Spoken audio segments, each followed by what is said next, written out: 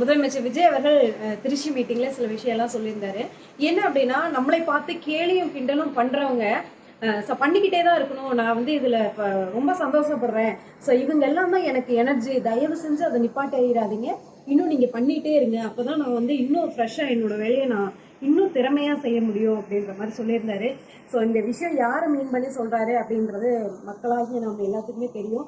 ஏன்னா மீடியாவை திறந்தாலே வந்து பார்த்தீங்கன்னா எப்போ பாரு வந்து இது நடக்குது அது நடக்குது, பாசிட்டிவாக எதுவுமே சொல்ல மாட்டாங்க. இது வரைக்கும் பாசிட்டிவாக நிறைய விஷயங்கள் அவங்க பண்ணியிருக்காங்க. அவங்க அமைச்சர்கள் ஆகட்டும், தொண்டர்கள் எல்லாமே, அதெல்லாம் ஒன்றுமே வெளியில் வராது. எப்போவுமே நெகட்டிவான ஒரு விஷயத்த மட்டும்தான் பரப்பிட்டு இருக்காங்க.